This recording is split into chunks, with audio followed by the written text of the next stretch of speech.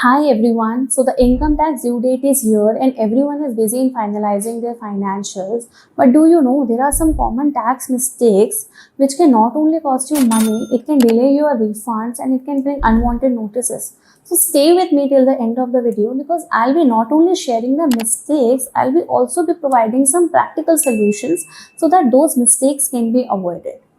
So the first mistake is the late filing of returns. Many taxpayers think it's okay, I'll file later. What happens? It can cost you interest, it can cost you penalty, it can disallow your expenses, and you can even lose the benefit of carrying forward of your losses. What's the solution for it?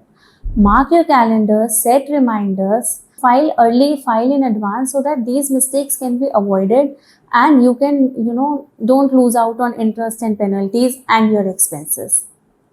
Second mistake is many people they fail to report their sources of income. Suppose you are in employment, you are having a salary income, you are also a freelancer doing side hustle. So your PGBP income is there. You are also dealing in shares. So your capital gain income is there. But you are not reporting all these sources of income. Now nowadays all your sources of income are tracked through 26AS and AIS, that is your annual information statement. And if you do not track these sources, match the sources with the 26AS and AIS, you might be in the red flag and can attract unwarranted notices. What is the solution for this? Make a list of all your sources of income, match it with 26AS and then file your return. The next mistake is many people they claim wrong deductions. They claim deductions under 80C, Section 80D with fake claims, fake invoices, and they double claim the deduction, which can lead to penalties. So what you have to do is you need to understand the logic behind each deduction and then claim the deduction and keep the investments proof ready when you file your return of income. Next mistake that most people do is they forget to mention the high value transactions. Now what are the high value transactions? Cash deposits, withdrawals, आपकी FD purchase हुई है या आपने cell purchase किया है property को. These are all high value transactions and they are reported in your annual information statement.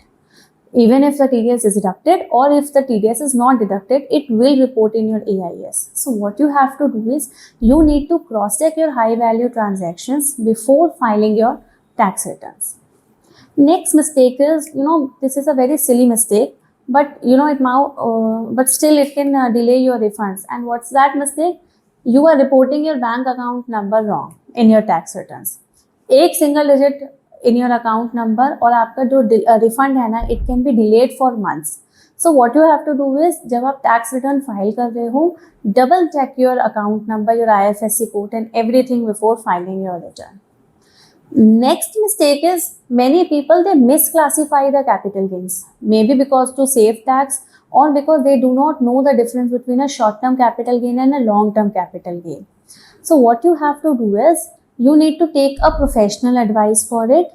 और अगर आप वो भी नहीं ले सकते हो तो then understand what is a short-term capital asset, what is a long-term capital asset and then do it accordingly. Last mistake is many people they ignore the advance tax payments and when they do not pay advance tax at the time of filing of the returns, they end up paying interest under Section 234 ABC. Why you have to pay the interest? What you have to do is simple, estimate your income on quarterly basis and in that estimation pay your advance tax so that you won't have to pay extra interest on your tax payments.